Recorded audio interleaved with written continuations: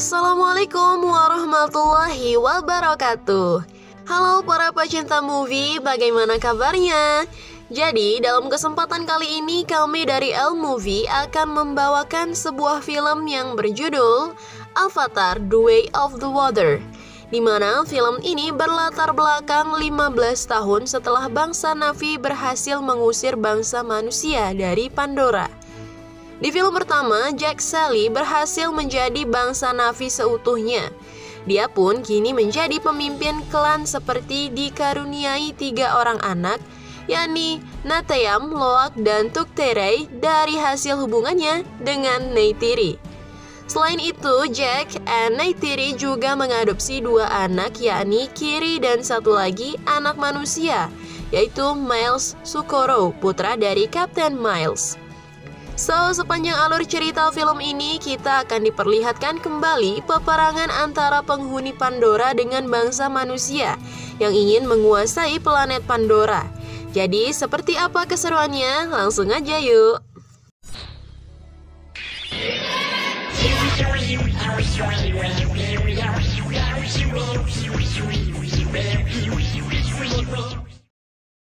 Selama tinggal di hutan, Jack beserta keluarga hidup penuh dengan kedamaian. Seperti halnya seorang ayah, Jack mengajarkan anak-anaknya kemampuan bertahan hidup. Mulai dari berburu hingga mengendarai ikan yang seperti naga. Kedamaian itu sayangnya tidak berlangsung lama ketika organisasi manusia Research Development Administration atau RDA kembali datang untuk mengambil alih Pandora. Mereka memiliki misi untuk menangkap Jack Sully yang menjadi sosok kunci di balik perlawanan bangsa Na'vi.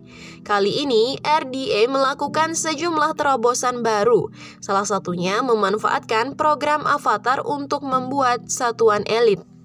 Tim elit itu dipimpin oleh Kolonel Miles yang dihidupkan kembali dalam tubuh Na'vi.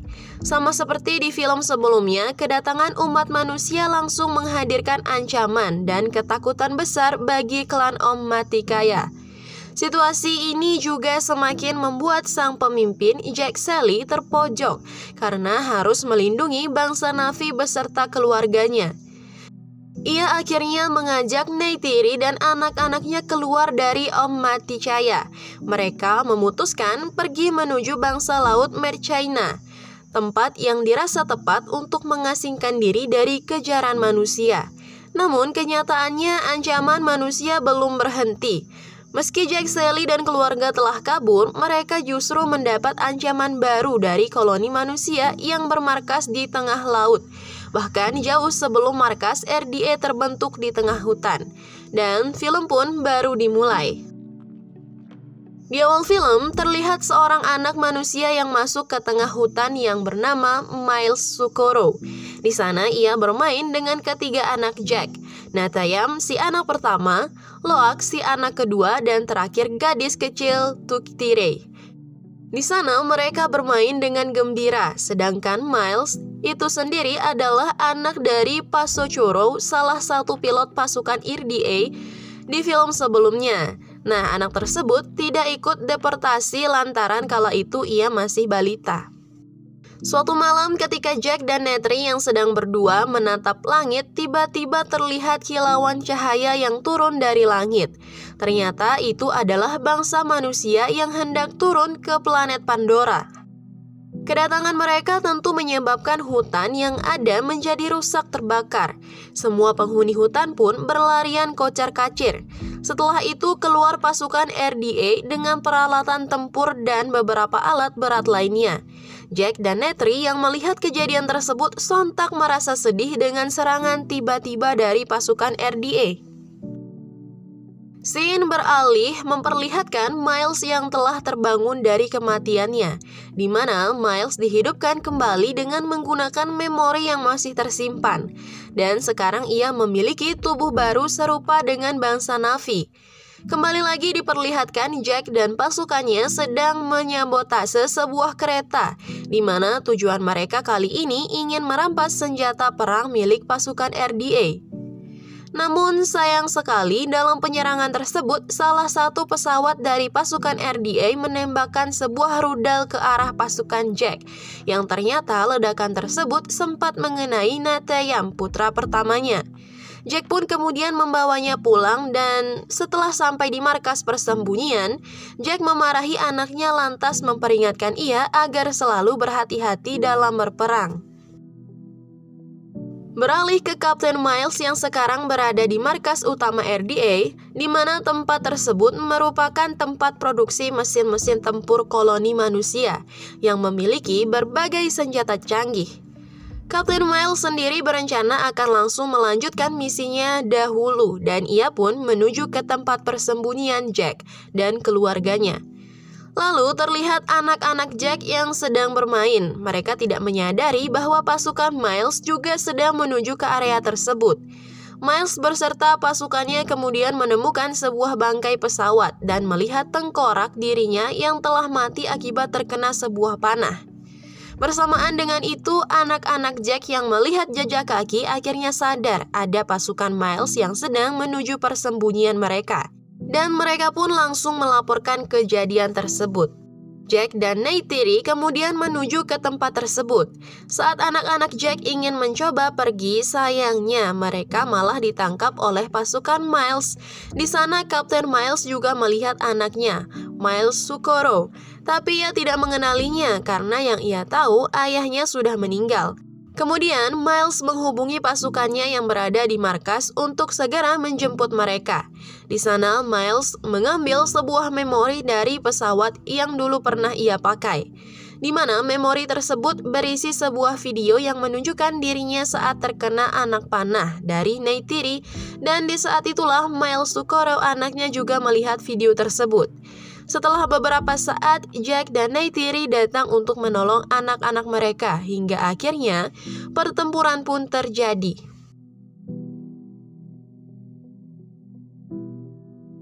Setelah semuanya hampir melarikan diri, tiba-tiba Kapten Miles menembak sebuah bom dan itu membuat putranya Miles Sukoro terjatuh. Anak Jack ingin menolongnya, namun keadaan tersebut tidak memungkinkan. Sampai kemudian Kapten Miles membawa anaknya itu segera naik ke pesawat. Sesampainya di markas, Miles Sukoro dikurung di dalam sebuah ruangan. Meski ia mencoba mengamuk, hal itu hanyalah sia-sia. Dan setelah ia dikeluarkan, Miles ditanyai beberapa pertanyaan, namun ia tidak mau bicara sama sekali. Sampai akhirnya Kapten Miles mematikan alat interogasi tersebut, kemudian mencoba berbincang dengan putranya. Kembali kita diperlihatkan Jack dan keluarganya pergi dari rumahnya.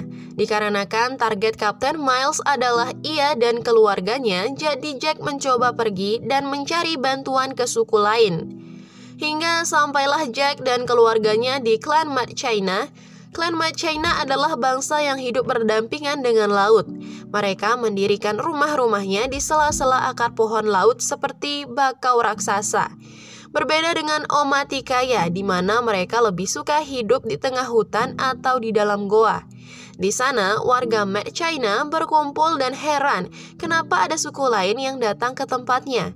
Warga Mad China juga heran dengan perbedaan mereka dari warna dan ekor, karena suku Mad China tidak memiliki ekor. Kemudian mereka didatangi anak dari ketua suku yang bernama Teria, dan disusul ayahnya sang ketua suku yang bernama Tonowari.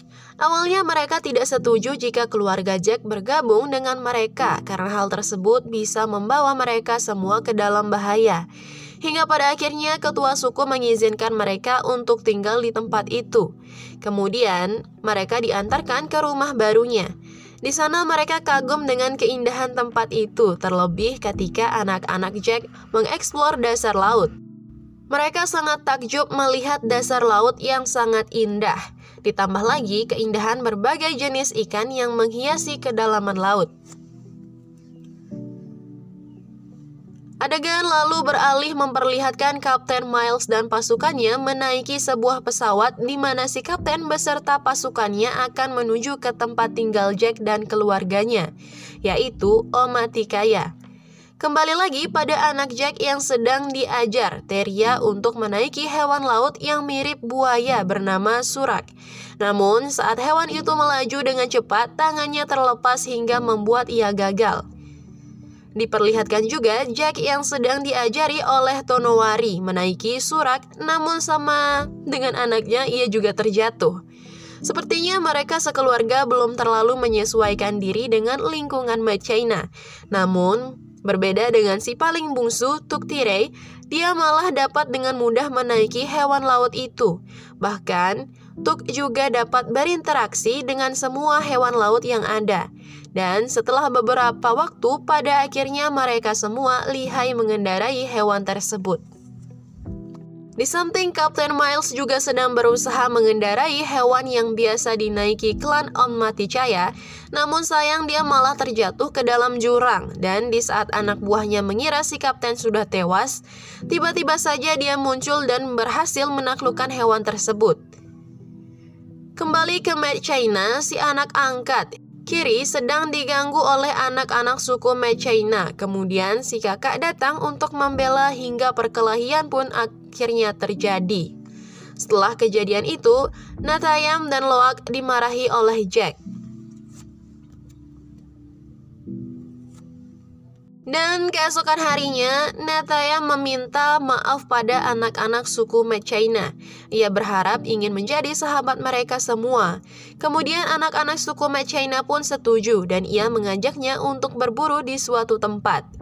Setelah sampai di tempat tersebut, mereka pun menyelam termasuk Natayam. Saat sedang berada di dasar laut, Natayam ditinggal oleh anak-anak yang lain. Dan di saat ia sedang memanah ikan, Natayam kebingungan karena ia tidak tahu jalan untuk pulang.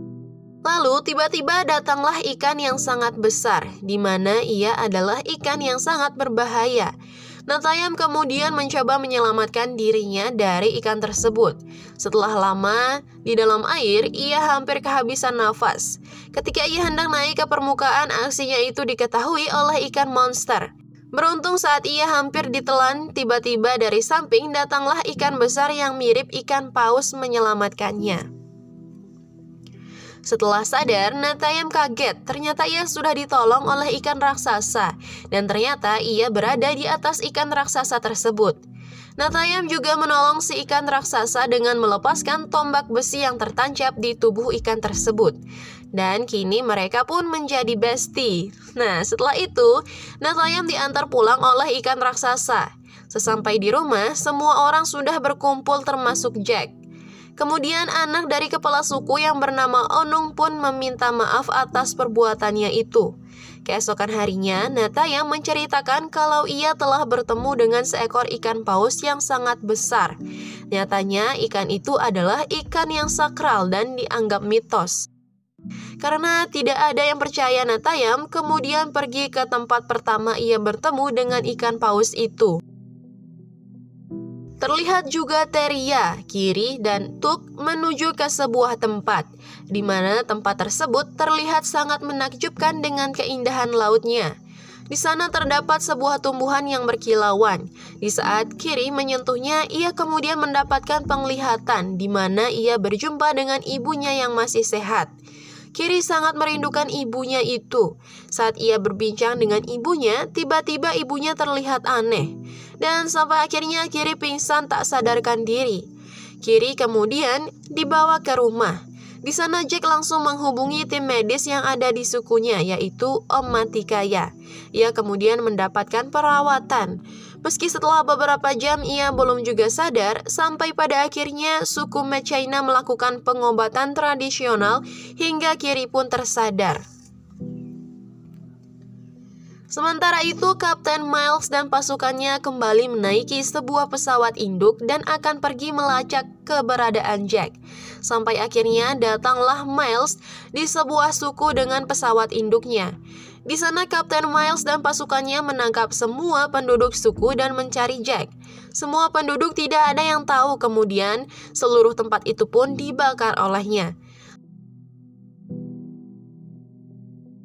Lalu diperlihatkan lagi di suku Machaina, ikan-ikan yang mirip dengan paus datang bergerombolan.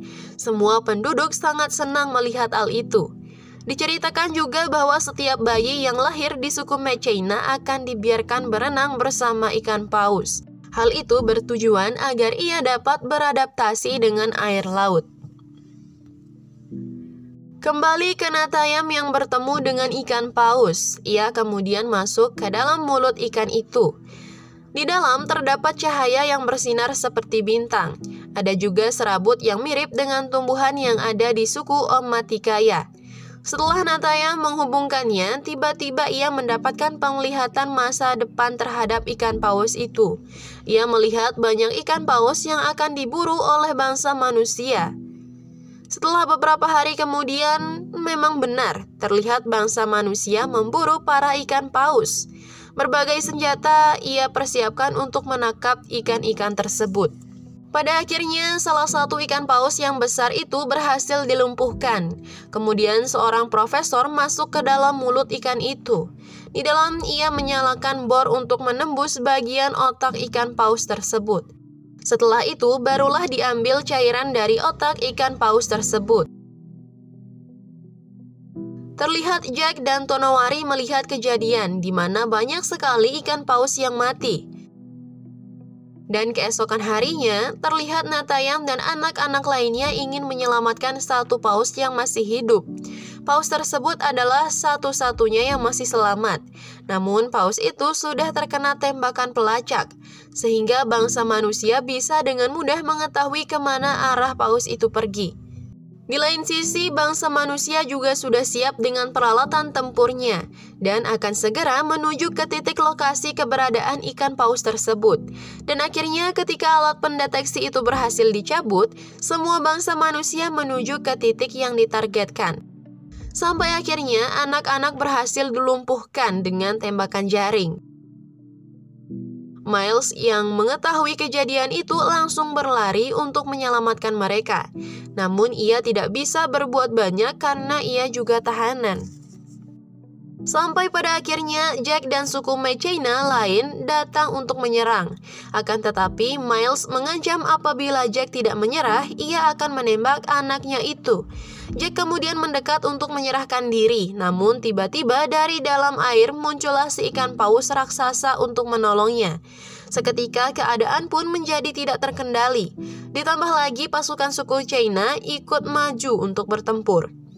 Sedangkan dari dalam pesawat, Miles Sukoro mencoba membantu dengan menghancurkan sistem pesawat. Alhasil, pesawat itu pun terbakar dan rusak. Kemudian Natayam menyelamatkan adik-adiknya yang terikat dengan kapal. Dia kemudian menyuruh mereka untuk segera menyelamatkan diri. Tetapi melihat Kiri yang sedang terikat di dalam pesawat, Tukirei dan Tira langsung segera menyelamatkannya. Namun apalah daya, mereka berdua malah ketahuan dan diikat juga. Sampai pada akhirnya Natayam ternyata terkena tembakan. Ia kemudian dibawa bertemu dengan ayahnya. Namun naas setelah beberapa saat ia kemudian meninggal. Orang tuanya sangat sedih dengan keadaan tersebut. Kemudian Jack dan Miles Sukoro mencoba menyelinap masuk ke dalam pesawat. Di sana, Jack meledakkan sebuah granat hingga pesawat itu semakin parah rusaknya. Ia kemudian melakukan aksinya kembali. Akhirnya, Jack dapat berhasil membebaskan Tukire. Tetapi saat ia akan pergi, ia malah bertemu dengan Kapten Miles. Di sana, si Kapten menyandra anak angkatnya, Kiri. Ia meminta Jack untuk menyerahkan diri. Sampai kemudian, Neytiri datang dan gantian menyandra anak Kapten Miles. Awalnya si kapten tidak peduli, tetapi melihat wajah Neytiri yang serius akan membunuh anaknya, Kapten Miles kemudian menyerahkan diri, dan akhirnya duel di antara Jack dan Miles pun terjadi. Kemudian pesawat yang rusak itu pun tenggelam, sampai kemudian Tukirei tersedot air masuk ke dalam pesawat itu dan disusul ibunya Neytiri. Sementara pertarungan antara Jack dan Kapten Miles pun masih berlangsung. Sedangkan semua orang menyelamatkan dirinya masing-masing karena pesawat itu akan segera tenggelam. Jack dan Kapten Miles terus bertarung sampai pesawat itu tenggelam. Mereka terjebak di dalam pesawat itu sampai kemudian Kapten Miles kehabisan nafas hingga akhirnya tewas. Begitupun dengan Jack, ketika mencoba pergi dari tempat itu, ia juga malah kehabisan nafas. Sekarang giliran anak-anaknya yang mencari adik dan orang tuanya. Karena mereka masih terjebak di dalam pesawat, Loak kemudian menemukan ayahnya Jack dan membawanya keluar. Begitu juga dengan Miles Sukoro, ia juga menemukan ayahnya, Kapten Miles. Ia mau meninggalkannya, tetapi ia tidak tega. Jadi Miles Sukoro kemudian membawanya keluar juga. Kemudian Kiri yang dapat berinteraksi dengan para penghuni laut memerintahkannya untuk menunjukkan jalan menuju ibu angkat dan adiknya. Sedangkan Jack dan Loak ia ditolong oleh ikan paus untuk keluar dari sana. Akhirnya mereka semua berhasil selamat dan berkumpul kembali. Terlihat juga Miles yang berhasil menyelamatkan ayahnya. Ia kemudian diajak untuk pergi bersama. Namun Miles Sukoro tidak mau dan ia memilih untuk tinggal bersama Jack dan juga Neytiri. Film kemudian ditutup dengan upacara kematian anak Jack, yaitu Neteyam. Oke guys, segitu dulu pembahasan kita kali ini. Sekilas alur ceritanya hampir sama dengan film pertama, namun dengan tampilan visual yang sangat menarik. Nah, film dengan durasi 3 jam rasa-rasanya nggak terasa saking perfectnya visual dalam film ini. Jadi penonton seolah-olah terhipnotis oleh karya James Cameron tersebut. Bagaimana menurut kalian? Nah, silahkan komen-komen di bawah ya. Oke, sekian dulu saya Nisa. Mohon pamit undur diri. Sampai jumpa di video selanjutnya. Bye-bye. Wassalamualaikum warahmatullahi wabarakatuh.